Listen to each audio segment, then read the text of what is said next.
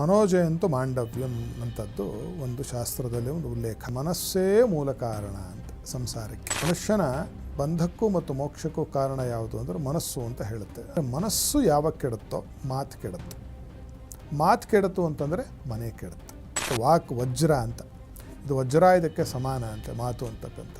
ಮೌನೇನ ಕಲಹಂ ನಾಸ್ತಿ. ಮೌನವೇ ದೊಡ್ಡ ಔಷಧಿ ಗಂಡ ಹೆಂಡತಿಯ ವಿರಸಕ್ಕೆ. ಬಿಳಿ ಎಕ್ಕದ ಮರವನ್ನು ಒಂದು ನೋಡಿಕೊಂಡು ಬನ್ನಿ.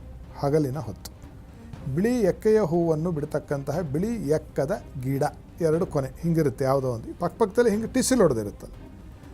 ಒಂದಕ್ಕೆ ಗಂಡನ ಹೆಸರು ಹೇಳಿ, ಇನ್ನೊಂದಕ್ಕೆ ಹೆಂಡತಿಯ ಹೆಸರು ಹೇಳಿ ದಾರ ತೆಗೆದುಕೊಂಡು ಹೋಗಿದ್ರಲ್ಲ, ಅದಕ್ಕೆ ಸ್ವಲ್ಪ ಅರಿಶಿಣವನ್ನು ಸವರಿ ಈ ಎರಡು ಕೊನೆಯನ್ನು ಹೀಗೆ ಸೇರಿಸಿ ಈ ದಾರವನ್ನು ಅದಕ್ಕೆ ಸುತ್ತು ಕಟ್ಟಬೇಕು. ಹೀಗಿದ್ದವರು ಹೀಗಾದರು ಅನ್ನೋ ಭಾವನೆ. ಪ್ರತಿನಿತ್ಯ ಗಣಪತಿಯನ್ನು ಪ್ರಾರ್ಥನೆ ಮಾಡ್ಕೋತಾ ಬರೋದು. ಗಣಪತಿ ಯಾವುದಾದ್ರೂ ಕ್ಷೇತ್ರಕ್ಕೆ ಬಂದು ದರ್ಶನ ಮಾಡ್ತೀನಿ ಅಂತ ಹೇಳಿ ಒಂದು ಹರಕೆಯನ್ನು ಮಾಡಿಕೊಂಡು ಬರ್ತಕ್ಕಂಥದ್ದು ಮಾಡಿ. ದಾಂಪತ್ಯದ ಸಮಸ್ಯೆಗಳು ಇದ್ದರೆ ತತ್ಕ್ಷಣದಲ್ಲಿ ಇದು ಪರಿಹಾರ ಆಗಿರ್ತಕ್ಕಂಥದ್ದು ನಮ್ಮ ಅನುಭವಕ್ಕೆ ಬಂದಿರತಕ್ಕಂಥದ್ದಾಗಿದೆ. ಗಣಪತಿಗೆ ಅಂದುಕೊಂಡಿದ್ದ ಸೇವೆಯನ್ನು ಮರಿಬೇಡಿ. ಹರಕೆ 12 ವರ್ಷ ಮಾಡಬೇಡಿ.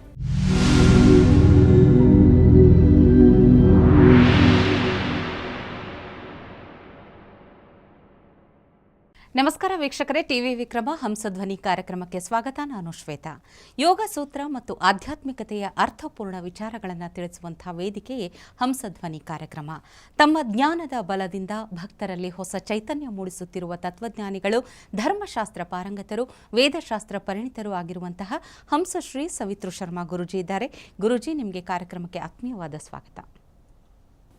ಅಜ್ಞಾನತಿಮಿರಾಂಧಸ್ಯ ಜ್ಞಾನಾಂಜನಶಲಾಕಯ ಚಕ್ಷುರುನ್ಮೀಲಿತಂ ಯೇನ ತಸ್ಮೈ ಶ್ರೀ ಗುರವೇ ನಮಃ. ಶ್ರೀಮಜ್ಜಗದ್ಗುರು ಶ್ರೀ ಶ್ರೀ ಶ್ರೀ ಸಚ್ಚಿದಾನಂದವಾಲಿಕೇಶ್ವರ ಭಾರತೀ ಮಹಾಸ್ವಾಮಿನೇ ನಮಃ. ಜೈ ಗುರುದೇವ ದತ್ತ. ವೀಕ್ಷಕರೆಲ್ಲರಿಗೂ ಶುಭೋದಯ, ಸನ್ಮಂಗಳವಾಗಿ. ವೀಕ್ಷಕರೇ, ಗಂಡ ಹೆಂಡತಿ ಜಗಳ ಉಂಡು ಮಲಗೋ ತನಕ ಅನ್ನೋ ಮಾತನ್ನು ಕೇಳಿರ್ತೀರಿ. ಅಂದರೆ ಜಗಳ ಅನ್ನೋದು ಗಂಡ ಹೆಂಡತಿ ನಡುವೆ ಅಷ್ಟು ಸಾಮಾನ್ಯವಾಗಿರುವಂಥದ್ದು, ಕಾಮನ್ ಆಗಿರುವಂಥದ್ದು. ಸರಸ ವಿರಸ ಎರಡೂ ಇರಬೇಕು. ಆದರೆ ದಿನ ಬೆಳಗಾದರೆ ಜಗಳವೇ ಜಗಳ, ಪ್ರತಿಯೊಂದು ಮಾತಿಗೂ ಭಿನ್ನಾಭಿಪ್ರಾಯ ಅಂದಾಗ ಏನು ಪರಿಹಾರ ಇದಕ್ಕೆ ಅಂತ ಇವತ್ತಿನ ಸಂಚಿಕೆಯಲ್ಲಿ ತಿಳಿದುಕೊಳ್ಳೋಣ.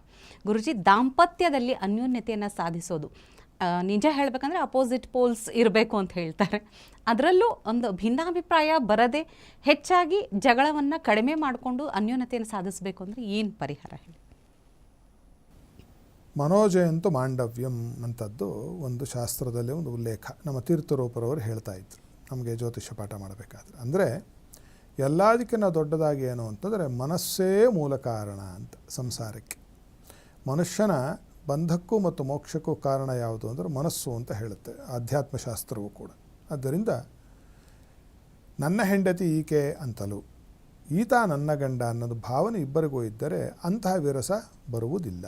ಬಂದರೂ ಕೂಡ ನೀವು ಹೇಳಿದ ಹಾಗೆ ಉಂಡು ಮಲಗುವವರೆಗೂ ಇದ್ದು ಸರಿ ಹೋಗಿಬಿಡುತ್ತೆ. ಅನ್ಯೋನ್ಯವಾಗಿ ಅವರು ವಿರಸ ಬಂದರೂ ಅದು ಸರಸಕ್ಕೆ ಒಂದು ದಾರಿದೀಪವಾಗಿ ಅವರು ಜೀವನದಲ್ಲಿ ಸಂತೋಷದಿಂದ ಜೀವನ ನಡೆಸಿಕೊಂಡು ಹೋಗೋದಕ್ಕೆ ಸಾಧ್ಯತೆಗಳು ಉಂಟಾಗುತ್ತೆ. ಆದರೆ ಮನಸ್ಸು ಯಾವಾಗ ಕೆಡುತ್ತೋ ಮಾತು ಕೆಡುತ್ತೆ. ಮಾತು ಕೆಡುತ್ತು ಅಂತಂದರೆ ಮನೆ ಕೆಡುತ್ತೆ.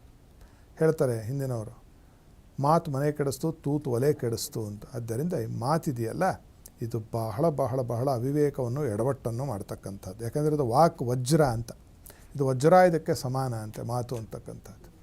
ಆದ್ದರಿಂದ ಮೌನೇನ ಕಲಹಂ ನಾಸ್ತಿ. ಮೌನವೇ ದೊಡ್ಡ ಔಷಧಿ ಗಂಡ ಹೆಂಡತಿಯ ವಿರಸಕ್ಕೆ. ಒಬ್ಬರು ಜೋರ ಕಿರ್ಚಾಡ್ತಿರ್ಬೇಕು, ಇನ್ನೊಬ್ಬರು ಸುಮ್ಮನಿದ್ಬಿಟ್ರೆ ಏನೂ ಮಾಡಲಿಕ್ಕಾಗಲ್ಲ, ಜಗಳ ಆಗೋದಿಲ್ಲ ಅಲ್ವಾ. ಸೊಪ್ಪು ಹಾಕ್ತಾ ಇದ್ರೆ ಆಯಿತು. ಇವರು ಅವ್ರ ಸಮಕ್ಕೆ ನಾನೇನು ಕಡಿಮೆನೇ ಅಂತಕ್ಕಂಥದ್ದು ಇತ್ತೀಚಿನ ದಿನಗಳಲ್ಲಿ ಹೆಚ್ಚಾಗಿದೆ. ಆದ್ದರಿಂದಲೇ ಏನಾಗಿದೆ, ಬಹಳ ನಾವು ನೋಡ್ತಾ ಇರ್ತ ಗಂಡ ಹೆಂಡರಲ್ಲಿ ವಿರಸವೋ ಅದು ಬಂದು ವಿಚ್ಛೇದನವರೆಗೂ ಹೆಚ್ಚು ದಾರಿಗಳನ್ನು ಮಾಡಿಕೊಟ್ಟಿದೆ. ಈ ಪರಿಹಾರಗಳನ್ನು ಮೊದಲು ಮನೆಯಲ್ಲಿ ಮಾಡಿಕೊಳ್ಳಬೇಕು. ಏನು, ಮಾತಾಡದೇ ಇರತಕ್ಕಂಥದ್ದು ಮತ್ತು ಮನಸ್ಸಿಗೆ ಸಮಾಧಾನವನ್ನು ತಂದುಕೊಳ್ತಕ್ಕಂಥದ್ದು. ಎಲ್ಲದಕ್ಕೂ ಮುಖ್ಯವಾಗಿ ಪ್ರೀತಿ ಅನುರಾಗವೇ ಇದಕ್ಕೆ ತಳಹದಿ. ಯಾವುದಕ್ಕೆ? ಸಂಸಾರಕ್ಕೆ. ಅದೇ ಸಂಸಾರಸ್ಯ ಸ್ಥಿತಿ ಕಾರಣಂ ಅಂತ ಹೇಳ್ತು. ಈಗ ಇದರೊಟ್ಟಿಗೆ ಬೇರೆ ಏನು ಮಾಡಬಹುದು ಉಪಾಯ? ಇದು ಬಹಳ ಸಿದ್ಧವಾಗಿರ್ತಕ್ಕಂಥ ಒಂದು ಉಪಾಯ. ಸುಮಾರು ಜನರಿಗೆ ನಾವು ಅದನ್ನು ಹೇಳಿಕೊಟ್ಟು ಮಾಡಿ ಅವರಿಗೆ ಸಾಕಷ್ಟು ಅನುಕೂಲಗಳು ಆಗಿದೆ. ಏನು ಮಾಡಬೇಕು ಅಂತಂದರೆ, ಗಂಡ ಹೆಂಡರ ವಿರಸ ಇರ್ತೀವಿ ಯಾರಿಗೋ ಇಬ್ಬರಿಗೆ ಅಂತ ತಿಳಿದುಕೊಳ್ಳೋಣ. ಆ ಇಬ್ಬರಲ್ಲಿ ಯಾರಾದರೂ ಒಬ್ಬರು, ಇಬ್ಬರು ಮಾಡಿದ್ರೆ ಮತ್ತೂ ಉತ್ತಮ. ಅದರಲ್ಲಿ ಏನು ಅಂತಂದ್ರೆ ಅದನ್ನೇ ನಾನು ಹೇಳಿದ್ವಿ, ಸರಿ ಹೋಗಬೇಕು ಅಂತಕ್ಕಂಥ ಇಚ್ಛೆ ಇರಬೇಕು. ಬಿಡ್ತೀನಿ ಅನ್ನೋರಿಗೆ ಇದು ಕೆಲಸ ಮಾಡೋದಿಲ್ಲ ಈ ಪರಿಹಾರ. ಬಿಡ್ತೀನಿ ಅಂದರೆ ಸರಿ ನಿಮ್ಮಿಷ್ಟ ಅನ್ನಬೇಕು. ಅವರು ದೇವರು ಪೂಜೆ ಪುನಸ್ಕಾರಗಳು ಬರೋ ಅವಶ್ಯಕತೆ ಇಲ್ಲ, ಲಾಯರು ಕೋರ್ಟ್ ಕಡೆಗೆ ಹೋಗಬೇಕು, ಅದೇ ಅವ್ರಿಗೆ ಪರಿಹಾರ. ಈ ಗಂಡ ನನಗೆ ಬೇಕು ಅಥವಾ ಈ ಹೆಂಡತಿ ನನಗೆ ಬೇಕು, ಏನೋ ಇವಾಗ ಒಂದು ಸ್ವಲ್ಪ ಕಿತ್ತಾಡ್ಕೊಂಡ್ಬಿಟ್ಟಿದ್ದೀವಿ, ಮುನ್ಸ್ಕೊಂಡ್ಬಿಟ್ಟಿದ್ದೀವಿ ಅನ್ನೋವರು ಏನು ಮಾಡಬಹುದು ಅಂತ. ಇದು 100ಕ್ಕೆ 100 ಎಲ್ಲರಿಗೂ ಆಗುತ್ತೆ ಅಂತ ಹೇಳಕ್ಕೆ ಬರಲ್ಲ. ದೋಷಗಳು ಹೆಚ್ಚಿದರೆ ಅದಕ್ಕೆ ಬೇರೆ ಮಾರ್ಗಗಳು, ಸಾಮಾನ್ಯವಾಗಿರ್ತಕ್ಕಂತಹ ದೋಷಗಳು ಇದರಿಂದ ಪರಿಹಾರವಾಗುತ್ತೆ. ಏನು ಮಾಡಬೇಕು ಅಂತಂದರೆ, ನಿಮ್ಮ ಮನೆಯ ಪರಿಸರದಲ್ಲಿ ಅಥವಾ ದೂರದಲ್ಲಿ ಒಟ್ಟಿನಲ್ಲಿರೋ ಬಿಳಿ ಎಕ್ಕದ ಮರವನ್ನು ಒಂದು ನೋಡಿಕೊಂಡು ಬನ್ನಿ. ಹಗಲಿನ ಹೊತ್ತು ಬಿಳಿ ಎಕ್ಕೆಯ ಹೂವನ್ನು ಬಿಡ್ತಕ್ಕಂತಹ ಬಿಳಿ ಎಕ್ಕದ ಗಿಡ, ಅದು ಬಣ್ಣದ ಎಕ್ಕೆಯ ಗಿಡ ಆದರೆ ಕೆಲಸಕ್ಕೆ ಬರುವುದಿಲ್ಲ. ಮತ್ತೊಮ್ಮೆ ಹೇಳ್ತಾ ಇದ್ದೇನೆ, ಬಿಳಿ ಎಕ್ಕದ ಗಿಡವನ್ನು ನೋಡಿಕೊಂಡು ಅದರ ಬುಡವನ್ನು ಅದಕ್ಕೆ ಹತ್ತಿರ ಹೋಗುವುದಕ್ಕೆ, ಅದಕ್ಕೆ ಪ್ರದಕ್ಷಿಣೆ ಹಾಕುವುದಕ್ಕೆ ಪಥವನ್ನು ಸಿದ್ಧ ಮಾಡಿಕೊಂಡು ಶುದ್ಧ ಮಾಡಿ ಮನೆಗೆ ಬನ್ನಿ. ನೀವು ಮಾಡೋಕ್ಕಾಗ್ತದೆ ಯಾರಿಗಾದರೂ ಹಣ ಕೊಟ್ಟು ಮಾಡಿಸಿ. ಇದಾದ ನಂತರದಲ್ಲಿ ತಿಳಿದವರಿಂದ ಒಳ್ಳೆಯ ದಿನವನ್ನು ಒಂದು ಗುರುತು ಮಾಡಿಕೊಳ್ಳಿ. ಯಾವುದಾದ್ರೂ ಒಳ್ಳೆಯ, ನಿಮಗೆ ತಾರಾಬಲ ಚಂದ್ರಬಲ ಅಂತೆಲ್ಲ ಹೇಳ್ತೀವಿ, ಶುಭಕರವಾಗಿರ್ತಕ್ಕಂತಹ ದಿವಸಗಳು. ಅದಕ್ಕೆ ಸರ್ವಾರ್ಥ ಸಿದ್ಧಿಯೋಗ, ಸರ್ವಸಿದ್ಧಿಯೋಗ, ಅಮೃತ ಸಿದ್ಧಿಯೋಗ, ಈ ಥರದ ಯೋಗಗಳಿರುತ್ತೆ. ಅಂತಹ ಯೋಗಗಳನ್ನು ತಿಳಿದವರಿಂದ ಜ್ಯೋತಿಷಿಗಳಿಂದ ತಿಳಿದುಕೊಂಡು ಆ ದಿವಸ ಬೆಳಗಿನ ಜಾವ ಸೂರ್ಯೋದಯಕ್ಕೆ ಮುಂಚೆ ಒಂದು 3:30-4 ಗಂಟೆಗೆ ಏಳಬೇಕು. ಎದ್ದು ಒಂದು ಮಾತು ನಿಮ್ಮ ಬಾಯಿಂದ ಹೊರಬರಬಾರ್ದು. ನಿಮಗೆ ನೀವೇ ಮಾತಾಡ್ಕೊಳ್ಳೋಂಗಿಲ್ಲ, ದೇವ್ರ ಶ್ಲೋಕನೂ ಹೇಳ್ಕೊಳ್ಳೋಂಗಿಲ್ಲ, ಮನಸ್ಸಲ್ಲಿ ಹೇಳ್ಕೋಬೋದು. ಯಾರು ಮಾತಾಡ್ಸಿದ್ರು ಮಾತಾಡ್ಬೋದು. ಹಿಂದಿನ ದಿನ ಮನೆಯವ್ರಿಗೆ ಹೇಳ್ಬಿಡ್ಬೇಕು, ಯಾರು ಬೆಳಗ್ಗೆ ನಾನು ಹೊರಗೋಗಿ ಪೂಜೆ ಮಾಡ್ಕೊಂಬರೋರು ಯಾರು ನನ್ನನ್ನು ಮಾತಾಡಿಸ್ಬೇಡಿ ಅಂತ. ಈ ರೀತಿಯಾಗಿ ಎದ್ದು ಸ್ನಾನವನ್ನು ಮಾಡಿಕೊಂಡು ಮಡಿ ಬಟ್ಟೆಯನ್ನು ಉಟ್ಕೊಳ್ಳೋದು. ಮಡಿ ಬಟ್ಟೆಯನ್ನು ಉಟ್ಟುಕೊಂಡು ಪೂಜೆ ಪಾತ್ರೆಯನ್ನು ತೆಗೆದುಕೊಳ್ಳಿ. ಅದರಲ್ಲಿ ಏನೇನಿರಬೇಕು ಎಲ್ಲ ನಿಮಗೆ ತಿಳಿದಿದೆ. ಒಂದು ಚೊಂಬು ನೀರು, ವಿಳೆದೆಲೆ, ಅಡಿಕೆ, ಹಣ್ಣು ಹಂಪಲು, ತೆಂಗಿನಕಾಯಿ, ಅರಿಶಿನ ಕುಂಕುಮ, ಹೂವು, ಅಕ್ಷತೆ ಮತ್ತು ಊದ್ಕಡ್ಡಿ, ಕರ್ಪೂರ, ಇಷ್ಟನ್ನು ತೆಗೆದುಕೊಂಡು ಆಮೇಲೆ ಒಂದು ಇಷ್ಟುದ್ದದ್ದು, ಒಂದು ನಿಮ್ಮ ಮೊಣಕೈ ಉದ್ದದ್ದು, ಮೊಳ ಅಂತೀವಲ್ಲ ಈ ಉದ್ದದ್ದು 16 ಎಳೆಯ ಒಂದು ದಾರವನ್ನು ತೆಗೆದುಕೊಂಡು ಹೋಗಿ. ಹಸಿ ದಾರ ಆದರೂ ಒಳ್ಳೆಯದು, ಟ್ವೈನ್ ದಾರ ಅದು ಇದು ತೆಗೆದು ಗೋಣಿ ದಾರ ತೆಗೆದುಕೊಂಡರೂ ಉಪಯೋಗ ಇಲ್ಲ. ಹಸಿ ದಾರದ ಉಂಡೆ ಅನಿಸುತ್ತೆ, 16 ಇಷ್ಟುದ್ದ ಇರಬೇಕದು. ಮಾಡಿಕೊಂಡು ಆ ಎಕ್ಕದ ಬಿಡಕ್ಕೆ ಹೋಗೋದು. ಹೋಗಿಬಿಟ್ಟು ಏನು ಮಾಡಬೇಕು, 2 ಹತ್ತಿರ ಇರುವ 2 ಕೊನೆಗಳನ್ನು ಆಯ್ಕೆ ಮಾಡಿಕೊಳ್ಳಿ. 2 ಕೊನೆ ಹಿಂಗಿರುತ್ತೆ, ಯಾವುದೋ ಒಂದು ಪಕ್ಕದಲ್ಲಿ ಹಿಂಗೆ ಟಿಸಿಲ್ ಹೊಡೆದಿರುತ್ತಲ್ಲ.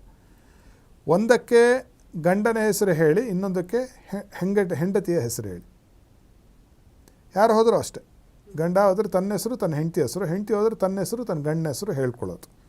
ಹೇಳಿಕೊಂಡು ಆ ಗಿಡದ ಬುಡಕ್ಕೆ ಗಣಪತಿಯನ್ನು ಪ್ರಾರ್ಥನೆ ಮಾಡ್ತಾ ನೀರು ಹಾಕಿ ಅರಿಶಿನ ಕುಂಕುಮ ಹೂವು, ಒಂದು ಊದುಕಡ್ಡಿ, ಒಂದು ಮಂಗಳಾರತಿ, ಒಂದು ನೈವೇದ್ಯ ಮತ್ತು ಒಂದು ಮಂಗಳಾರತಿ ಇಷ್ಟು ಮಾಡಿ ಈ 16 ಎಳೆಯ ದಾರ ತೆಗೆದುಕೊಂಡು ಹೋಗಿದ್ರಲ್ಲ ಅದಕ್ಕೆ ಸ್ವಲ್ಪ ಅರಿಶಿನವನ್ನು ಸವರಿ ಈ 2 ಕೊನೆಯನ್ನು ಹೀಗೆ ಸೇರಿಸಿ ಈ ದಾರವನ್ನು ಅದಕ್ಕೆ ಸುತ್ತು ಕಟ್ಟಬೇಕು. ಎಷ್ಟು ಸುತ್ತು ಕಟ್ಟಿದ್ರೂ ಪರವಾಗಿಲ್ಲ, 3 ಸುತ್ತು ಕನಿಷ್ಠ ಕಟ್ಟಬೇಕು.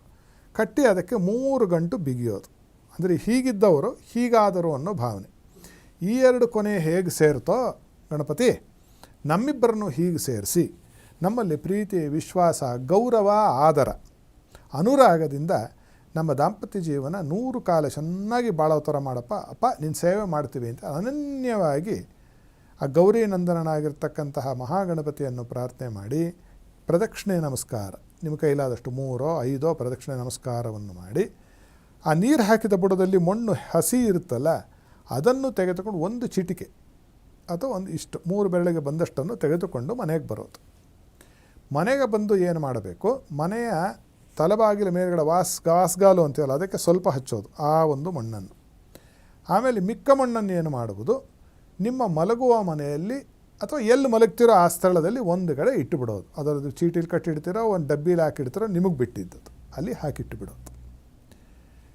ಪ್ರತಿನಿತ್ಯ ಗಣಪತಿಯನ್ನು ಪ್ರಾರ್ಥನೆ ಮಾಡ್ಕೋತಾ ಬರೋದು. ಆ ಗಿಡದ ಹತ್ತಿರ ಒಂದು ಏನಾದರೂ ಒಂದು ಪ್ರಾರ್ಥನೆ ಮಾಡಿಕೊಳ್ಳಬಹುದು. ಏನಂತ, ನಮ್ಮ ದಾಂಪತ್ಯ ಸರಿ ಹೋದ ತಕ್ಷಣ ಇಂತಹ ದೇವಸ್ಥಾನಕ್ಕೆ ಬಂದು ನಾವು ಗಣಪತಿಗೆ ಒಂದು ಅಭಿಷೇಕ ಮಾಡಿಸ್ತೀವಿ ಅಂತನೋ, ಕಡುಬಿನ ನೈವೇದ್ಯ ಮಾಡಿಸ್ತೀವಿ ಅಂತನೋ, ಕಡುಬಿನ ಹಾರ ಹಾಕಿಸ್ತೀವಿ ಅಂತನೋ, ಅಥವಾ ನಮ್ಮ ಮನೆಯಲ್ಲೇ ಗಣಪತಿ ಅಷ್ಟದ್ರವ್ಯ ಹೋಮವನ್ನು ಮಾಡಿಸ್ತೀವಿ ಅಂತನೋ, ಅಥವಾ 10 ತೆಂಗಿನಕಾಯಿ ನೈವೇದ್ಯ ಮಾಡಿಸ್ತೀನಿ ಅಂತನೋ, ಚಕ್ಲಿ ನೈವೇದ್ಯ ಮಾಡ್ತೀನಿ ಅಂತನೋ, ಏನೋ ಒಂದು, ಅಥವಾ ಗಣಪತಿ ಯಾವುದಾದ್ರೂ ಕ್ಷೇತ್ರಕ್ಕೆ ಬಂದು ದರ್ಶನ ಮಾಡ್ತೀನಿ ಅಂತ ಹೇಳಿ ಒಂದು ಹರಕೆಯನ್ನು ಮಾಡಿಕೊಂಡು ಬರ್ತಕ್ಕಂಥದ್ದು ಮಾಡಿ. ಇದನ್ನು ಮಾಡುವುದರಿಂದ ಚಿಕ್ಕ ಪುಟ್ಟ ದಾಂಪತ್ಯದ ಸಮಸ್ಯೆಗಳು ಇದ್ದರೆ ತತ್ಕ್ಷಣದಲ್ಲಿ ಇದು ಪರಿಹಾರ ಆಗಿರ್ತಕ್ಕಂಥದ್ದು ನಮ್ಮ ಅನುಭವಕ್ಕೆ ಬಂದಿರತಕ್ಕಂಥದ್ದಾಗಿದೆ.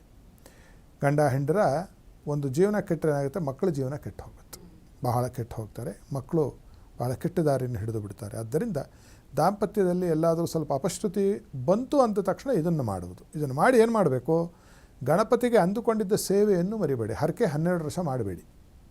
ಆ ಗಣಪತಿಯ ಹರಿಕೆಯನ್ನು ತೀರಿಸಿ ಆನಂತರದಲ್ಲಿ ಏನು ಮಾಡಬೇಕು, ಆ ಕಟ್ಟಿರುವ ಹೋಗ್ಬಿಟ್ಟು ಆ ಹಗ್ಗವನ್ನು ಬಿಚ್ಚಬೇಕು, ಆ ದಾರವನ್ನು. ಅದೇ ಬಿಚ್ಕೊಂಡೆಲ್ಲ ಉದುರೋಗಿದ್ರೆ ತಲೆ ಕೆಡಿಸ್ಕೋಬೇಡಿ.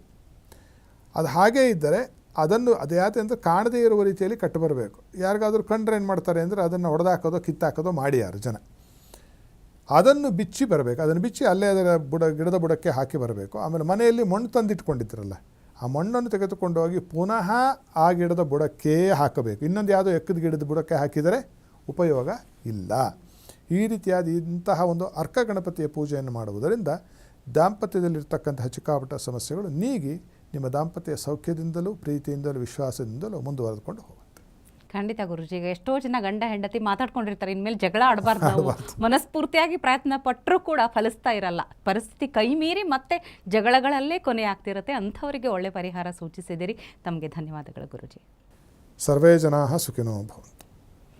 ವೀಕ್ಷಕರೇ, ನಿಮ್ಮ ಬಾಳ ಸಂಗಾತಿಯ ಜೊತೆಗೂ ಕಲಹಗಳಾಗ್ತಿದ್ದಲ್ಲಿ ಏನು ಪರಿಹಾರ, ಏನು ಮಾಡಬೇಕು ಅಂತ ತಿಳ್ಕೋಬೇಕು ಅಂದಾದಲ್ಲಿ ನಮ್ಮ ಸ್ಕ್ರೀನ್ ಮೇಲೆ ಇರುವಂಥ ನಂಬರನ್ನು ಕಾಂಟ್ಯಾಕ್ಟ್ ಮಾಡಿ ಗುರುಜಿಗಳನ್ನು ನೇರವಾಗಿ ಸಂಪರ್ಕಿಸಬಹುದು. ನಾನು ಬಡವಿ ಆತ ಬಡವ ಒಲವೇ ನಮ್ಮ ಬದುಕು ಅಂತ ಹೇಳ್ತಾರೆ. ಕವಿವಾಣಿಯಂತೆ ನಮ್ಮ ಜೀವನಕ್ಕೆ ಬೇಕಾಗುವಷ್ಟು ಸಾಕಾಗುವಷ್ಟು ಒಲವಿದ್ದರೆ ಜೀವನವೇ ಸಾಕ್ಷಾತ್ಕಾರ ಅಂತ ಹೇಳ್ತಾ ಇವತ್ತಿನ ಸಂಚಿಕೆ ಮುಗಿಸ್ತಾ ಇದ್ದೀವಿ. ನಮಸ್ಕಾರ. ಟಿವಿ ವಿಕ್ರಮ, ದೇಶ ನಿಮ್ಮ ಕೈಯಲ್ಲಿ. ಈ ಕಾರ್ಯಕ್ರಮ ನಿಮಗೆ ಇಷ್ಟ ಆಗಿದ್ದಲ್ಲಿ ಲೈಕ್, ಶೇರ್ ಹಾಗೂ ಕಮೆಂಟ್ ಮಾಡಿ. ಟಿವಿ ವಿಕ್ರಮದ ಕಾರ್ಯಕ್ರಮಗಳನ್ನು ನಿರಂತರವಾಗಿ ವೀಕ್ಷಿಸಲು ಸಬ್ಸ್ಕ್ರೈಬ್ ಮಾಡಿ, ಬೆಲ್ ಐಕನ್ ಒತ್ತಿ.